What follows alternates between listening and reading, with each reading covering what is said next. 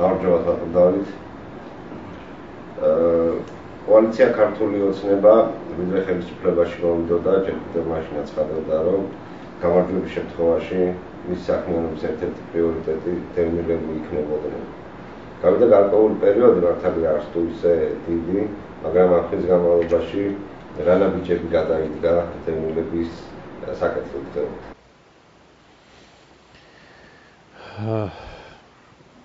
გავიდა ერთი თვე. ერთ თვეში უნებრივია ვერ მოხდებოდა ესეთი რადიკალური ცვლილებები, თუმცა ამ ერთ თვის მანძილზე მომზადდა 2013 წლის ბიუჯეტის პროექტი, სადაც დევნილთა განსახლების და დევნილთა სამინისტროს დაფინანსება გაიზარდა, გაორმაგდა უფრო ზუსტად. გარდა ამისა, ინფრასტრუქტურის სამინისტროს ბიუჯეტში გათვალისწინებული იქნა 83 მილიონი მომავალი წლის ობიექტების მშენებლობისათვის. ხოლო გაორმაგება, რაც მეკითხარით, იქ გაზრდა 25 მილიონით მოხდა. ეს რა თქმა უნდა მომავალ წელს მთლიანად ვერ გადაწყვეტს დევნილთა პრობლემებს, მაგრამ დაფიქსირდა მთავრობის დამოკიდებულება მიდგომა დევნილთა საკითხებისადმი. იმიტომ რომ უმეტესობა ხარჯავი დაწესებულებების სამინისტროების ბიუჯეტში მოხდა ხარჯების შემცირება, შეკვეცა.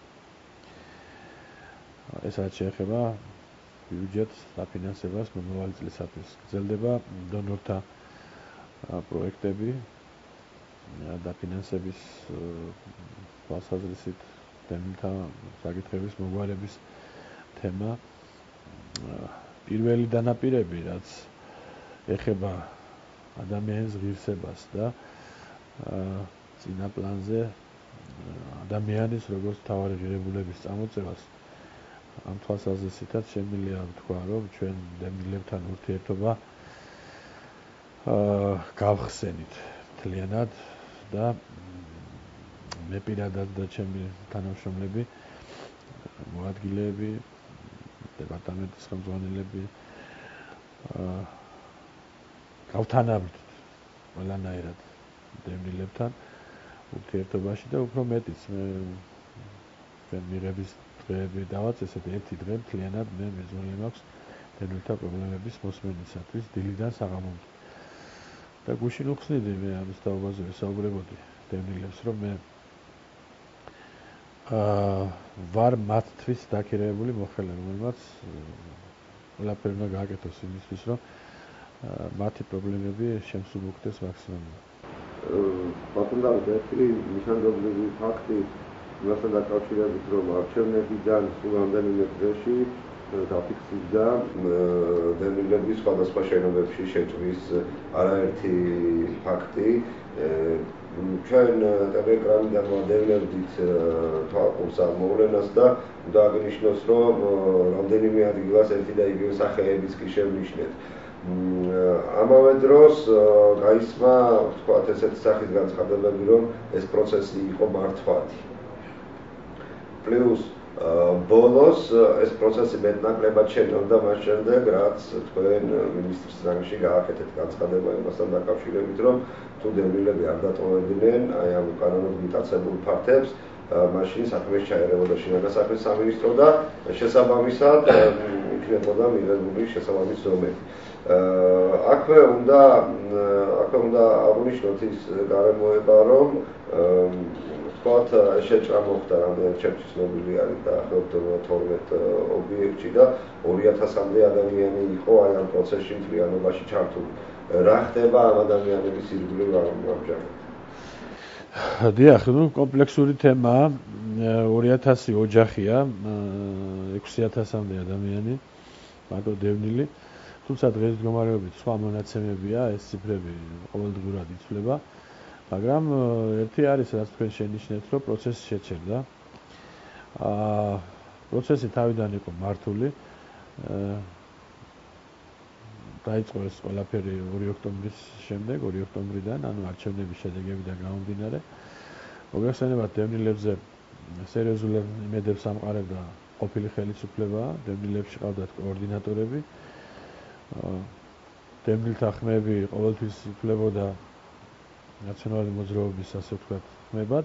ამ შემთხვევაში თვალსაჩინო არ მოხდა, თუმცა მათ ბევრმა დევნილმა დაუჭირა მხარი. ამ დევნილთა მიმართ ვალდებულებები არსებობდა ხელისუფლების მხრიდან და რომელ ვალდებულებებსაც საფრთხე დაემუქრა ბუნებრივია, იმიტომ რომ ის ხელისუფლებაში აღარ დარჩა. შესაბამისად, სხვადასხვა მოსაზრებების გამო პროვოცირება და პირველი სტიმული იმისა, რომ ეს ხალხი შევარდნილიყო, შეჭრილიყო თავისუფალ ფართებში, შენობებში, ჩემის აზრით, აქედან მომდინარეობს. შემდეგ ტალღა აგორდა და ალბათ ბევრი ადამიანი უკვე თავისნებით, თავისი გადაწყვეტილებით ჩაერთო ამ კამპანიაში. რამდენადაც ჩემთვის ცნობილია და გაკეთდა ამასთან დაკავშირებით განცხადებები, რომ აი ამ 2000 ოჯახში, როგორც თქვენ ახსენეთ, იყვნენ ისეთი ადამიანები, რომელთაც ჰქონდათ კომპენსაციაც მიღებული, თუნდაც იმავე პერიოდში, გასულ პერიოდში, გასული ხელისუფლების მიერ ჰქონდათ საცხოვრებელი ფართები, და აი ეს мотиваცია მათი მხოლოდ ამითი იყო განპირობებული, რომ მათ ნაციონალური მოძრაობის წისქვილზე დაესხათ წყალი, როგორც თქვენ ამბობთ, როგორც მართლაც პროცესში, თუ იყო იმის სურვილიც, რომ შეიძლება უფრო მეტი მიიღოთ, თქვა თქვენგან, ან ახალი ხელისუფლების დაშანტაჟების მომენტიც ხო არ იყო? დიახ, ეს იყო ზეწოლა ახალ ხელისუფლებაზე. ახალი ხელისუფლების გამოცდა, რომ გამოიყენებს ის თუ არა უხეშ ძალას და თუ არ გამოიყენებს, მაშინ გამოავლენს სისუსტეს და ვიღაცა ამაზე ხელს მოითხოვს. ანუ შეიჭრა, დარჩება ფართი, დაუკანონდება და ასე შემდეგ. თუმცა მე ვთვლი, რომ დღევანდელი დღის მდგომარეობით ეს ასე ვთქვათ მონოდინი არ გამართლდა, ვერ გამართლდებოდა. ჩვენ ვერ ვიქნებით უკანონობის წამხალისებელი, რამდენადაც ეს მტკივნეული არ უნდა იყოს ცალკეული დევნილებისა და მათი ოჯახებისათვის, ისინი მართლა საჭიროებენ სახელმწიფოს მხრიდან ყურადღებას, დახმარებას, ამბობენ რომ 20 წლის მანძილზე ეს ვერ იგრძნეს, ამიტომ გადადგეს ეს ნაბიჯი, თუმცა ამით მათ დაარღვიეს კანონი. მე მათ მდგომარეობას ვიზიარებ, ჩვენ შევისწავლეთ მთლიანად, სრულად ეს შემადგენლობა, ეს კონტინგენტი, მათ შორის არიან ისეთები, როგორც თქვენ აღნიშნეთ, ანუ თითქმის მეხუთედი, სადღაც 450 ოჯახამდე დარჩა ის, ვისაც მართლა აქვს გარდაუვალი აუცილებლობა ფართით დაკმაყოფილების. თუმცა ღია ცის ქვეშ არ იყო. ზოგი იყო ნაკირეებში, ზოგი იყო ნათესავთან, ზოგი იყო კომპაქტურში, მაგრამ არ მოსწონს იქ შექმნილი ვითარება და ასე შემდეგ. ხოლო დანარჩენი გარდა 450-ისა არიან რეგიონებიდან ჩამოსული ადამიანები, არიან ისეთი დევნილები, რომელსაც ფართი აქვთ და უნდათ გაფართოება, არიან ისეთები, რომელსაც მიღებული აქვს კომპენსაცია, მაგრამ დაეხარჯათ ფული და ისე ვითხოვენ დახმარებას ხელისუფლებისაგან, იმიტომ რომ მათ არ აქვთ ეს პრობლემა მოგვარებული. არიან მათ შორის საერთოდ გაურკვეველი წარმოებლების ადამიანები, რომლებიც არ ასახელებენ. თუმცა ამ შენობებს თუ დაათვალიერებთ თქვენ, იქ კარებებზე მიწერილია, რომ ვის აქვს მოკავებული, ვის აქვს დაკავებული და ვინ ელოდება. თუმცა ბოლო ერთი თვის ღონისძიებებმა, ბოლო ერთი თვის დამოკიდებულებამ მე მგონი დაარწმუნა ისინი, რომ ამ სახით ფართს ვერავინ ვერ დაიკანონებს და ვერავინ ვერ მიიღებს. იმიტომ რომ ასეთ შემთხვევაში ეს იქნებოდა უსამართლობა იმ დანარჩენი 55,000 ოჯახის მიმართ, რომელიც პატიოსნად 20 წლის მანძილზე ელოდება თავის რიგს და ელოდება სახელმწიფოს მხრიდან დახმარებას, რომ თავისი საბედნეო პირობები გაიუმჯობესოს. ამიტომ ჩვენი მიდგომა და ჩვენი დამოკიდებულება შეჭრილი დევნილების მიმართ არის კაცრი, მაგრამ სამართლიანი. ბატონ დავით, წინა ხელისუფლების პერიოდში არაერთი ფაქტი მოხდა, ესეთი, რომელსაც ხელისუფლება დაუკანონა მისაცხოვრებელი ფართები, სადაც იყვნენ განთავსებული დევნილებს. ამ მიმართულებით თბილისის და რეგიონებში დარჩა საკმაოდ ბევრი ადამიანი, რომელიც არ კომპაქტურ ჩასახლებაში ან თავის დროზე შეჭრილი არ უნდა გადაწყვეტილებაში და ცხოვრობს წლების განმავლობაში. ამათ რა ბედიერის ამ დაკანონებასთან დაკავშირებით? ვისაც დაუკანონდა, იმას არანაირი პრობლემა არ ექნება, ჩვენ ახლა იმის რევიზიას თავის დროზე ვის როგორ დაუკანონდა, რა თქმა უნდა არ მოვახდენთ, მაგრამ ახალ ფართს ვერავინ ვერ დაიკანონებს იმის გამო, რომ ის სადმე შეიჭრა. თუმცა მათ შორის არიან, როგორც მე აღვნიშნე, ისეთები, რომლებიცაც ეკუთვნის, რომლებსაც მოსაგვარებელი აქვს ეს პრობლემა, მაგრამ ეს მათი საკითხი განხილული იქნება საერთო სამინისტროს პოლიტიკის ასე ვთქვათ ფარგლებში, ანუ ისინი გამოათავისუფლებენ საერთო ბაზაში დაბრუნდებიან და შემდეგ ჩვენ ახლა მუშაობთ კრიტერიუმებზე და ვქმნით კომისიას, რომელიც მიიღებს გადაწყვეტილებას სამომავლო ფართების მიკუთვნების თაობაზე და მათ აქვთ შანსი რომ თქვათ ამა თუ იმ ფართში, რომელიც უკვე კანონიერი იქნება რესურსიდან გამომდინარე, პირველ რიგშიდაც მიიღო. თუმცა არა იმიტომ რომ ისინი შეიჭრნენ.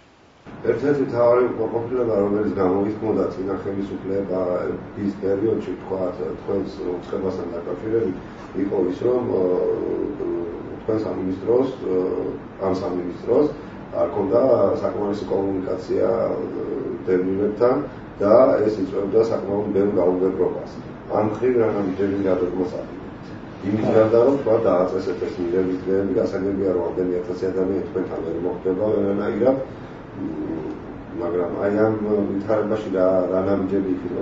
ჩვენ ურთიერთობის ყველა ფორმა, რომელიც არსებობს რეალობაში ჩვენ სინამდვილეში, ყველა ფორმა ჩვენთვის მისაღებია, ჩვენ მათთან ურთიერთობთ Facebook-ის მეშვეობით, ურთიერთობთ წერმოწერით, პოსტით და გარდა ამისა, როგორც გითხარით, ყველა კვირის სამუშაო დღე გარდა ორშაბათისა, დილიდან საღამომდე ეძღვნება მათ მიღებას. ერთი დღე მთლიანად მე მაქვს ამისათვის დათმობილი, დანარჩენი დღეები გადანაწილებული აქვთ მოადგილეებს. ეს სულ ორი კვირა რა ჩვენ დავიწყეთ და სულ თქვათ შეიძლება ითქვას რომ რამდენიმე ასეული, 1-2 ასეული დევნის შეხვდით, მაგრამ გარდა ამისა ჩვენ გვაქვს კომუნიკაცია მათთან, მათი ჩასახლების ადგილებზე, მეც, ჩემს მოადგილეებსაც, სხვა პასუხისმგებლად მუშაკებს და თანამშრომლებს. ანუ მაქსიმალურად რაც შესაძლებელია ჩვენ მათთან ურთიერთობას არათუ გაუგებართ, არამედ პირიქით ვეძებთ მათთან ურთიერთობას და ეხლა მარტო მიღება და საუბარი ვერ გვექნება, სხვა სამუშაოებიც გვაქვს გასაკეთებელი, ჩასატარებელი, სხვა საკითხები გადასაწყვეტი, მაგრამ ეს თემა გადაწყვეტილი გვაქვს ასეთნაირად, რომ ერთბაშად, რა თქმა უნდა, 55000 ვერ შევხვდებით, მაგრამ მსურველი მიღების და კომუნიკაციის გარეშე არ დარჩება. არიან დევნილები, რომლებიც საინფორმაციო საშუალებებით მიღებული ინფორმაციითაც მაყოფილდებიან, სატელეფონო ინფორმაციითაც მაყოფილდებიან. ვისაც მანამდე პირისპირ შეხვედრის მოთხოვნილება აქვს, ამის პრობლემა მათ არ იქნება. თქვენ ახსენეთ მომავალი წლის ბიუჯეტი, ის რომ თქვენ სამინისტროს ბიუჯეტი იზრდება, მომავალ დროს პრემიერ-მინისტრმა გააკეთა განცხადება ამასთან დაკავშირებით. გაკეთა განცხადება, რომ აუცილებელი არის თქვათ ზოგადად გადაადგილებული პირთა სასწავლებელი პირობების გაუმჯობესება ადამიანებისთვის შემწეობების გაზრდა და ამ შემდეგ. აი ამ შემთხვევაში ალბათ კარგი იქნება თუ კიდევ კონკრეტულად იმასთან მიმართებაში რა ზრდას უნდა ელოდოს თქვათ სოციალური დახმარების თვალსაზრისით დევნილი მომავალი წლიდან. ნუ დევნილები ზოგ შემთხვევაში გარდა იმისა, რომ არიან დევნილები, პარალელურად არიან სოციალურად დაუცველნიც. და აქამდე ისინი არჩევანს აკეთებენ, თქვათ, მიიღონ სოციალურად დაუცველის შემწეობა თუ დევნილის შემწეობა. ორივეს ერთად არღებულობენ. რაც შეეხება გაორმაგების საკითხს, გაზრდის საკითხს, დიახ, პრემიერმა თქვა დევნილთა შემწეობის გაორმაგების თაობაზე მომავალი წლის განმავლობაში, მაგრამ ეს იყო ასე თეზისის დონეზე ნათქვამი, რაც შეეხება კონკრეტულად, აქ გვაქვს მოსაზრებები, მე მქონდა ჩემი მოსაზრება გავაჟღერე, ცოტა არასწორად იქნა ინტერპრეტირებული ცალკეული საინფორმაციო საშუალებების მხრიდან და გამოიწვია ცალკეული დევნილების უკმაყოფილება, ანუ მე ესეთი რამ ვთქვი, რომ თქვათ თანამდებობის პირები საჯარო მოხელეები, რომლებსაც აქვთ თქვათ 1000 ლარიდან მეტი შემოსავალი თვეში, ასევე წარმატებული ბიზნესმენები, რომლებთაც აქვს ამდენიმე 1000 შემოსავალი თვეში, ისინი არ უნდა ღებულობდნენ დევნილის შემწეობას და ეს რესურსები თუ გადანაწილდება, ასე ვთქვათ, საერთო რესურსში და გადაუნაწილდებათ იმ დევნილებს, რომლებიც საჭიროებენ და მათ შორის დასაქმებულებიც, ახლა დასაქმებული არ ნიშნავს მაღალ შემოსავლიანს თავისთავად, ხო? ანუ აქ დიფერენცირება უნდა მოხდეს შემოსავლების მიხედვით. ჩემის აზრით და მე ამ ჩემის აზრის დაცვას შევეცდები მომავალშიც. და შესაბამისად უფრო სამართლიანი იქნება თქვათ ეს შემწეობა და ის დევნილები, რომელთათვისაც ამას აქვს სასიცოცხლო მნიშვნელობა, მიიღებენ გაცილებით მეტს, ვიდრე ისინი, რომელიც ამ დახმარებას ღებულობენ იმის გამო, რომ მათ აქვს დევნილის სტატუსი. შემიძლია აკითხოთ ეკომიგრანტებთან დაკავშირებით. ჩვენ საქართველოში საკმაოდ გვაქვს ისეთი ტერიტორიები, სადაც დასახლებულები არიან ადამიანები, რომელიც შესაძლებელია ეკოლოგიურად მძიმე ზონად ჩაითვალოს და ამ მიმართულებით რაიმე სამუშაოები თუ კეთდება და თუ მესმის რომ სულ ერთი თვე არის თქვენ ჩაერთით სამინისტროს მუშაობაში, მაგრამ ამ მიმართულებით რა ხდება? ახალს ვერაფერს ვერ გეტყვით ამ მიმართულებით, ამ ერთ თვეში ნამდვილად რაიმე ძვრა ან სერიოზული გარღვევა არ ყოფილა. აქ საუბარია იმაზე, რომ თავის დროზე თქვათ სვანეთიდან მოხდა გასულ წელს 17 ოჯახის ჩასახლება აღმოსავლეთ საქართველოში, მათი რაღაც პირობებით უზრუნველყოფა, საბრუნავი რაღაც სახსრების შეძენა და ასე შემდეგ არის აჭარიდან ეკომიგრანტების თემა. საბედნიეროდ ამ ერთ თვეში რაღაც პრობლემას ადგილი არ ქონია, ამისათვის ჩვენს უწყებაში არის დეპარტამენტი, მოადგილე ჯერ არ ყავს მაგის კურატორი, მაგრამ საქმიანობს არიან გამოცდილი კადრები, თემა შესწავლილია, თუ თქვათ რაღაცა გვექნა ესეთი აუცილებლობა გარდაუვალი, მზად ვართ, რომ გადავწყვეტოთ პრობლემა. თქვენ ჩვენი საუბრის დასაწყისში ახსენეთ დონორებთან თქვენი კოორდინაცია, ჩვენი ცნობილია რომ შეხვდით USAID-ის ხელმძღვანელსაც, კონდათ მასთან მოლაპარაკებები კონკრეტული პროექტის გაგრძელებასთან დაკავშირებით და საინტერესო იქნება თუ დაკონკრეტებით ამ პროექტებთან დაკავშირებით, მით უფრო მე ამ თემას მივაბამდი მეორე საკითხს, ვთქვათ, ჩვენ ცნობილია რომ დონორი ორგანიზაციების მეშვეობითაც ვთქვათ, არაერთი ძვლით გადაადგილებული პირმა მიიღო თავშესაფარი, ეს არის სახლი და ასე შემდეგ. მათი მიმართულება ახლა რა იქნება და რა სტრატეგია შენარჩუნდება? სტრატეგია, რომელიც იყო შენარჩუნდება, ურთიერთობები გაღრმავდება, სერიოზული სამუშაოები ჩაატარეს დონორმა პარტნიორმა ორგანიზაციებმა, თითქმის ყველას შევხვდი, თქვენ სწორად აღნიშნეთ. მათ შორის ევროკომისიას, ამერიკის საერთაშორისო განვითარების სააგენტოს, შვეიცარიის განვითარების სააგენტოს, დანიის და ასე შემდეგ. მომავალი წლისათვის გაგრძელდება სამუშაოები, ძირითადად ეს უფრო დასავლეთ საქართველოში, ზუგდიდში მიმდინარეობს 8 კორპუსის მშენებლობა, დევნილებისათვის ფოთში იწყება 7 ახალი კორპუსის მშენებლობა, წყალტუბოში ახლა დამთავრდა 35 კოტეჯი და კომუნიკაციები დარჩა მისაერთებელი, ასე ვთქვათ და ასე შემდეგ. მოკლედ მთელი აქტივობა, რაც ახასიათებდა ამ ორგანიზაციებს, შენარჩუნებული იქნება ჩვენი ურთიერთშეხვედრების შედეგად, ეს გამოიკვეთა ცალსახად.